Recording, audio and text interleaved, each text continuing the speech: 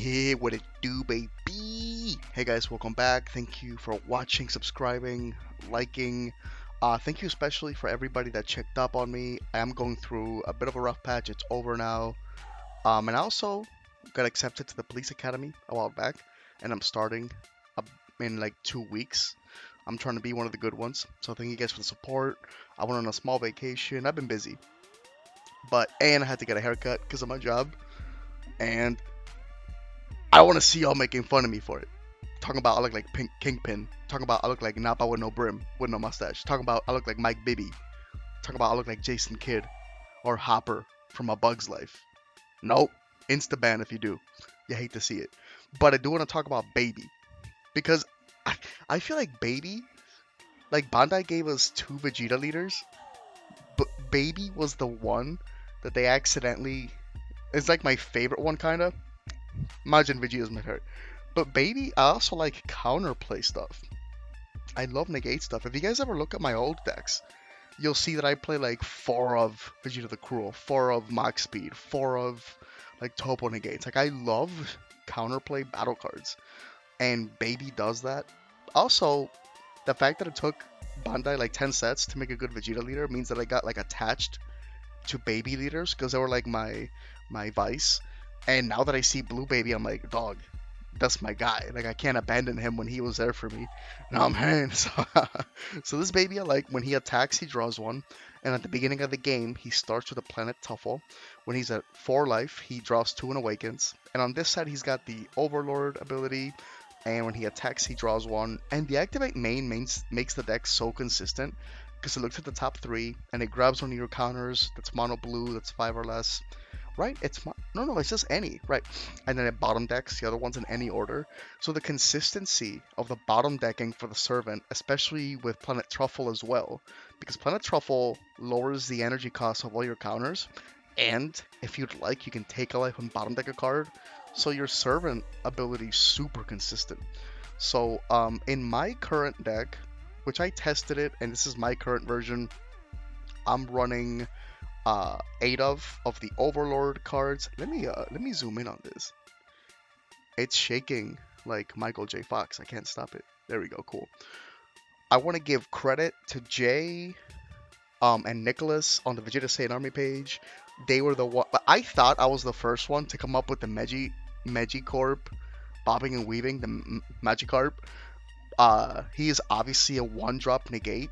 That's a 15k body, but since he untaps 1 and Tuffle makes him 1 less, he's obviously a free 15k body, which is amazing in his deck. I want to give credit to them. I thought I came up with it. Apparently they did. You hate to see it.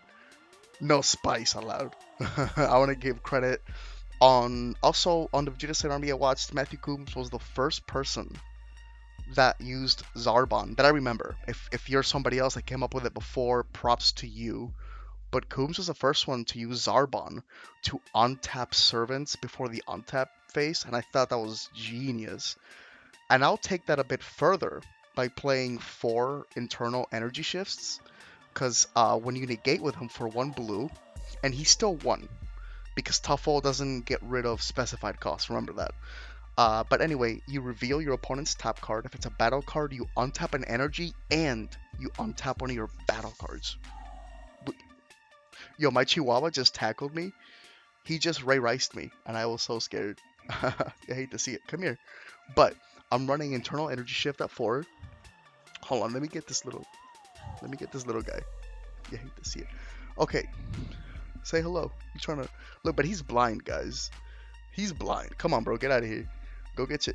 Go find your own way. Did you hear him fall? He ate shit, bro. But he's good now. Okay, so Bola is like just basically a 15k body after the gate. I'm running her at 4. The floodgates are obviously the Gohan and the Vegetas. This is obvious stuff. I'm gonna talk about the non-obvious stuff like internal energy shift. I wish I could say I'm gonna run 4 wrench Big Bang Attack, but I don't know how much money I'm gonna be making for it because this guy's gonna be expensive, I'm sure. But online, I'll be playing 4, right? And again, this deck is so good that it's almost really tight. I can put 80 cards in this deck. Like my deck, as you can see, currently doesn't run Sensu Bean or Dimension Magic, but that's not because I think that's incorrect. You know what I'm saying? Like, it's simply because I don't have room for them, and I just think that the cards that I'm playing are more like valuable and important. I know how like insane that sounds. There's a Kai, I think it's a West Kai or a North Kai, that makes me bottom deck a card every time I play a card on my opponent's turn. So I use the Piccolo Gohan for removal to get rid of that card. And as I'm playing this deck, I'm just gonna hope that Kotsukai gets hit or something like just hope that, because that card kind of like bodies this deck. Hit Deadly Vanguard at 2 because I only own 2. I'm not even gonna lie, I only own 2. Baby Golden Avenger. Okay, let's talk about that because blue, like with the new secret rare, I think the new secret rare is amazing. It allows blue to have a turn where they can confidently tap out and like have a really good defensive turn. And we have some floodgate cards now. Obuni's like the great mid-range card, and then this Baby Golden Avenger is just like a great finisher for blue. So blue really stepped up this set. We're running him at 2 because I was running it at 4 at first, and I was seeing it too much. Then I ran it at 3, and I'm like, you know what? Why do I always have 2? I'm always charging 1. So I went down to 2, and I'm still seeing him all the time, just because the leader always finds him. So if you go up to 3, I get it. I'm just saying I do 2 because I'm finding it. If I see myself whiffing even once, I'm sure I'll go up to 3 again, though. Again, another card that I won't blame you if you play more of is UI Goku. There's a reprint, so he's really cheap. He hits every battle card in the game, basically, so like, why not play him in his deck? And he draws you a card. Relevant 20k attacker. For the secret rare, I'm not actually playing Oob. I'm playing the new baby one because I think the card's amazing.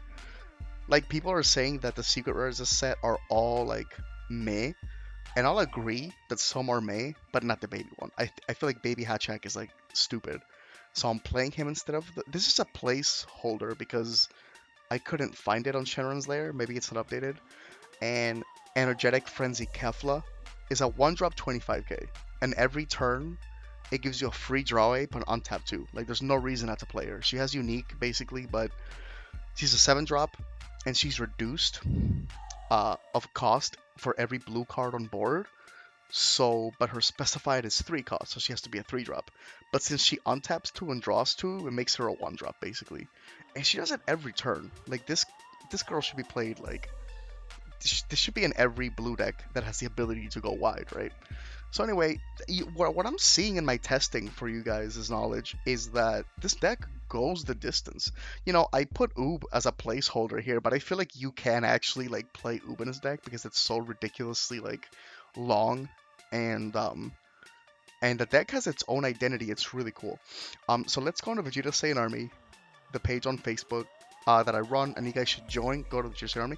But I want to show you some of the decks the users have been putting in because you guys are turning in some amazing stuff. And okay, let's look at this one right here. This one's Nicholas Larson's, and I love it. See, okay, by the way, let's assume that he's not playing Dimension Magic or Golden Revenge, and instead he's going to be playing the new Baby Revenge Deathball one, right? That untaps 2 and draws 1, right? So let's just pretend because this is from August 31st, so he didn't know. So let's assume that. But look, he's playing the Sensu Bean, right? He's playing D-Magic. He's going down to 2 Mafuba. I feel like Mafuba should be a 4 or a 3 of. I'm playing it at 3, but he's going down to 2. So if you guys like this list a little better, see what's going on. It's the UI Goku going down to 1, and he finds a lot more value in the 5-drop. I always find it fascinating the way people build and what they find value in, because I think it's fascinating. And I wish I knew what Nicholas's playstyle was, because I want to like go into the mind of that type of player, right? He obviously holds the value in the Magikarp, even more in the Piccolo. He runs 3 of it. That's interesting. And he obviously agrees with me on Kefla. And again, he's the one I give credit to. Him and Jay on the Vegeta Saiyan Army were the ones that were talking about Magikarp. The card's nutty. I would, though, play more of the 4-drop Vegeta. But that's cool. I wonder, Nicholas, if you're going to play the new baby card instead of... I actually hate this secret rare that you're running. Like, I hate this guy. I hate that you can't play cards after you play. But obviously, he's a finisher, right? So, that's cool. But I love that you're playing Bean. I love that you're playing the Piccolo. I love, by the way, that you're playing Obuni. I think that you understand that this deck goes so wide that it can unexpectedly win on like a random turn, and then playing a Booney can be like the dagger. So that's cool. So he's got a very similar understanding of the deck, but again, a lot of different value to some of the cards. Let's look at another one, and I love this one as well. This is from Jay Miller, and again, he values the Sensu Bean. I think they're onto something because I obviously do not play Sensu Bean.